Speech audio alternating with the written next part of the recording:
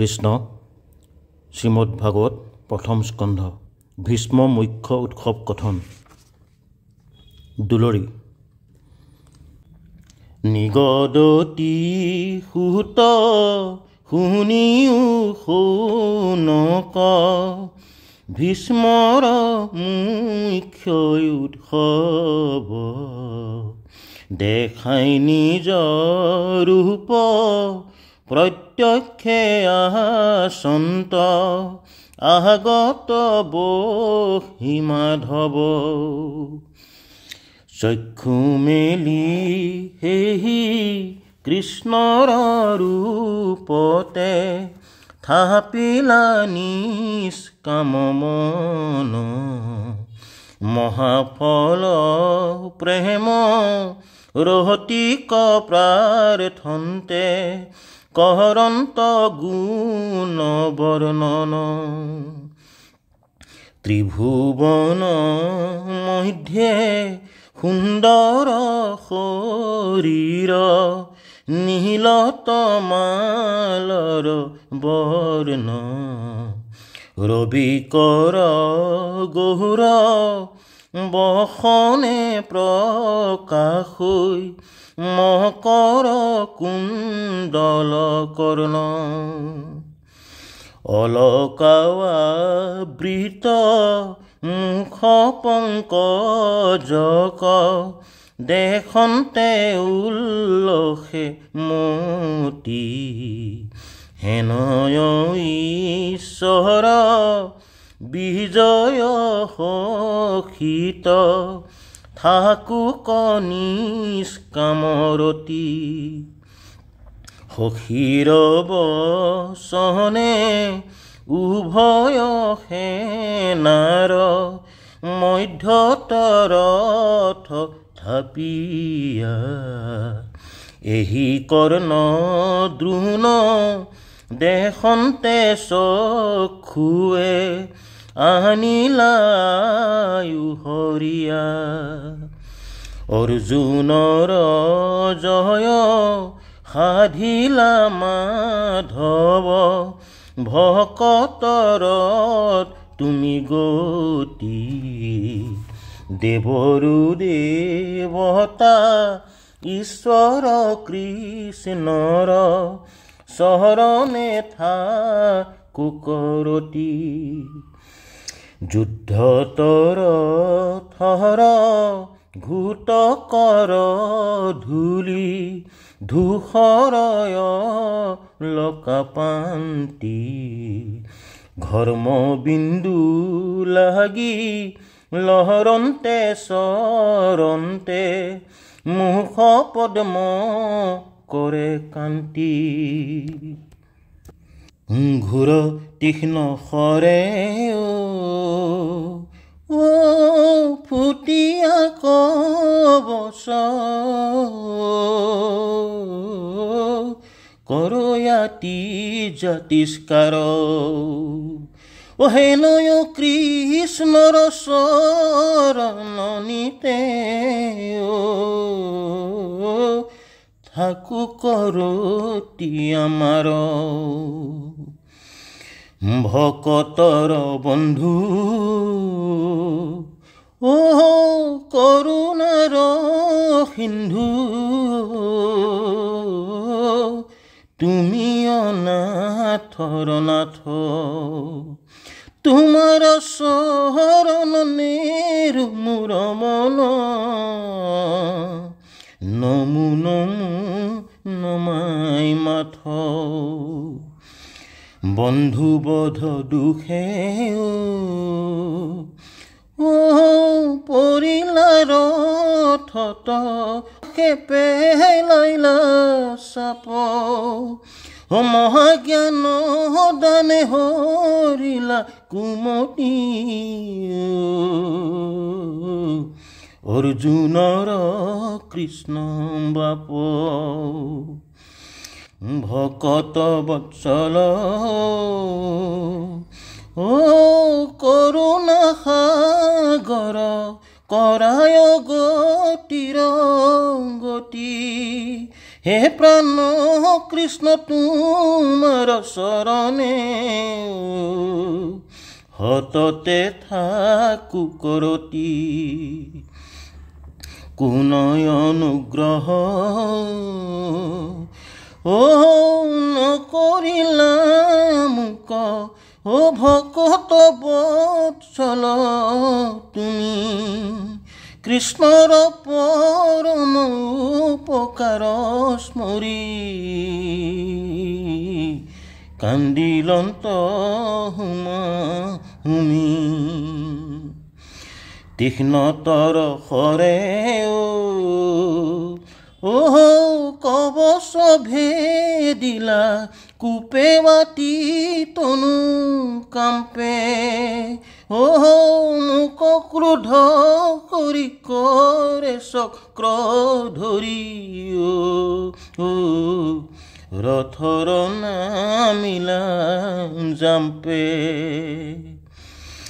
মোক কাটিবাক বেগে যন্ত খেদি পৃথিৱীখন দলৰাই অৰ্জুনে পদত ধৰন্ত ক্ৰোধত চলন্ত তাংকুচে ৰাই গাঁৱৰ পচুৰা পৰিল ৰথত নেদন্ত তাহাতো মতি সখীৰ কাতৰে পালতিলা পাছে তিনিও লোকৰ পতি অস্ত্ৰ নধৰিব বুলিলা আপুনি ধৰাইব বুলিলো আমি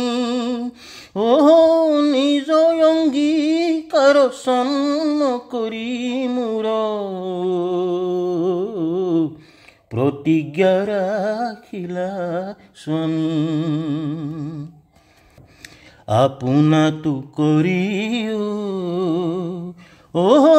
ভকতক স্নেহ জানিলো তাক সম্প্ৰতি আনন বাঞ্চু হৈ বন্ধু মাধৱ তুমি হৈবা মোৰ গতি এক হাতে সাত বাৰী আউৰ হাতে ধৰি আছা বাঘঞ্জৰি অযোগ্য কৰ্মকো কৰি অৰ্জুনৰ আচাৰত ৰক্ষা কৰি সময়ত বীৰ হব যত যুদ্ধত হুৱে সন্মুখ তোমাৰ বদন পদ্মক দেখিয়া পাহৰৈ সংসাৰ দুখ অৰ্জুনৰ হৰে আশী কাতে শিৰ এৰাৱৈ কৰ্ম বন্ধক চতুৰ্ভুজ ৰূপে বিমানত চৰি লৰি যায়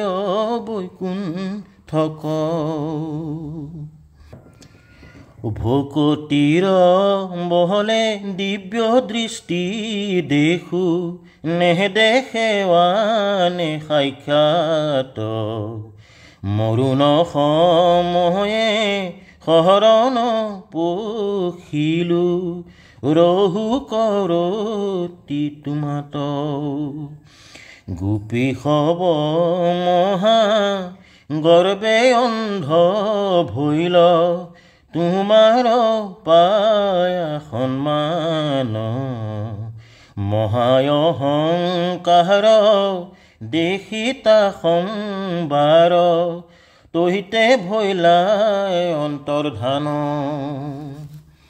তোমাক নপাই প্ৰেম চৰি যাই কৰিলা তোমাৰ লীলা এতেকতে মহা গহতি লক্ষ্মীপতি অজ্ঞানী গোপীক দিলা নাৰী অনাচাৰী সিও নিস্তৰিল তোমাক মানিব লভ আতীয় প্ৰয়াসে পাইলা পৰম পদ দেৱৰো যিটো দুৰ্লভ জাতি কুল ক্ৰিয়া একোৱে নবাচে তোমাৰ ইটো ভকতি হে প্ৰাণ বন্ধু তোমাতে হে মাত্ৰ থাকো কোৱা আমাৰ ৰতি তুমি সি জগত পূজ্য জগ জীৱ প্ৰত্যক্ষে দেখিলো আমি ৰাজসূয় যজ্ঞে যত দেৱ ঋষি অৰ্চিলা সবে প্ৰণামী তোমাৰ মহিমা ৰূপ বখানন্তে চৰি গইলা অনুৰাগ কিনো মোৰ ভাগ হেন ঈশ্বৰক অন্তকালে পাইলো লাগ ভৈলো কৃতাৰ্থ হে প্ৰাণনাথ তোমাক দেখি হয় খ্যাত দূৰ ভৈল ভেদ মোৰ হেৰা মোহ এৰাইলো মায়াৰ হাত এই বাক্য বুলিও মন দৃষ্টি দিয়া কৃষ্ণক কৰিয়া ধ্যান অৰুণ চৰণ মনে আলিংগিয়া ভীষ্মে এৰিলন্ত প্ৰাণ পাইলা পাৰি সদিও তনু তাৱক্ষণে মিলিল ব্ৰহ্ম সম্পত্তি দেৱসিদ্ধ ঋষি সবেও দেখিলা ভীষ্মে পাইলা মহাগতি ভৈলন্ত সমস্ত সমাজে তবধ নাহি কাৰো মাত বোল আকাশৰ পৰা কৰৈ পুষ্প বৃষ্টি দুন্দুভি সবধ ৰুল ধন্য ধন্য ভীষ্ম প্ৰশংসা কৰিল যতে সাধু সমাজ কৃষ্ণ ৰূপৰম মহিমা দেখিয়া আশ্চৰ্য সমস্তে ৰাজ নিজ আশ্ৰমক